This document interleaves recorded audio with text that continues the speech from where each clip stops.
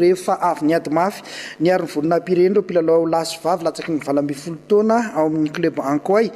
basket zany dia nisitaka ny ala sasatra kely tany Nosbe nandritra ny herinandro teo laza ho afa-po ny staff sy ny mpilalao etsy an-tanizay dia efa mivonona amin'ny fedina ny ambara eran-tany U19 izay atao any Hongrie amin'ny taona 13 ihany koa ny rehetra fanadidina.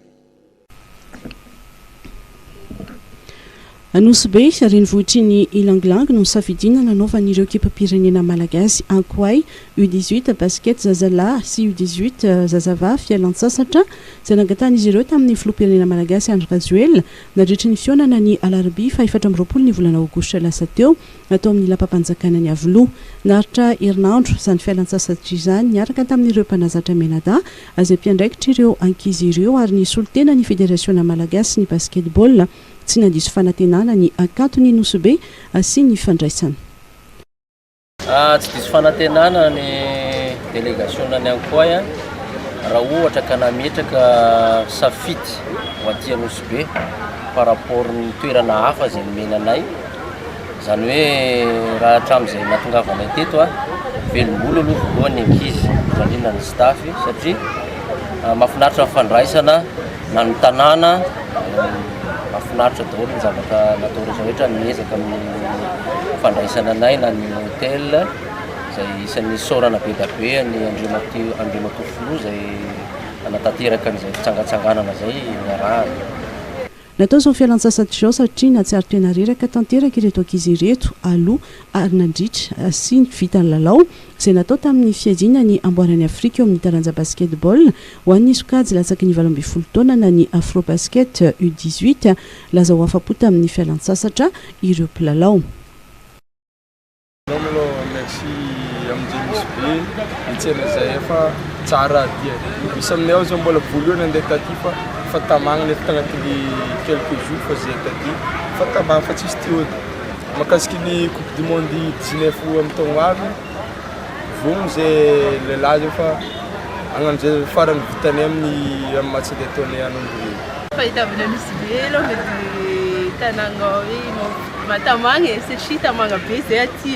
olona koa mahay mandre olona tsara zay tsy te hoty fa tsy maintsy mody moa zany fa tegna tsara be endroit paradisiaque. Raha tsy ivina moa dia tompon'ankalefitra eto Afrika isika no sady tafiditra amin'ny fiadiana ny amboara eran-tany U19 izay atao any Hongrie amin'ny taona 13 avy io ka mila fanomanana mafy sy mieloha ary mbola mizasy mitady tanora tsy ankanavaka raha mafy ny fepetra ny mpanazatra ny Ankoay. Fahafana manao préparation zany tokony feno zany le moyen ahafahan'le mpilalao sy mpanazatra manomana an'le ekipe tsy moramora manao mila manampy joueur koa tsika 2 mètres mila mitady 2 mètres roa na telo mba hirenforcer an'le 17 ans zarindrindra de 18 ans farany lehibe satria 18 de nitotsika rehefa gasy izy dia alaina anatin'le équipe nationale Ankoay fa condition telo zany tsy maintsy manana niveau aloha les joueurs lava les joueurs fahatelo manana fondamentaux ny basket les joueurs mahafeno an'izay izy tsy hidetaka zay problème afatra antsika mpanazatra zany ty denizeo tsy faly micritique fo raha vita fa denizeo ampianary fondamentaux les joueurs antsika tsiraikiraiky aby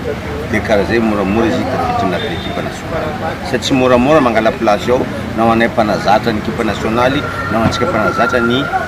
joueur tsy tsirairay aby. Nandritra ity fialan-tsasatra ity dia nisy ny carnaval namakivaky tanàna ny Nosbe Elville izay niarahana tamin'ny ekipa-pirenena malagasy ny Ankoay ary ireo solitena ny club basket eto Nosbe notarian'ny mpikambana eo anivon'ny section basket nitoy tamin'ny fitsidiana tamin'ny fomba ampanajana izay nataon'ireo délégation-ny Ankoay ireo mpitondra sy manam-pahefana teto Nosbe izay notarian'ny préfet de police tato amin'ny Branfiessandy.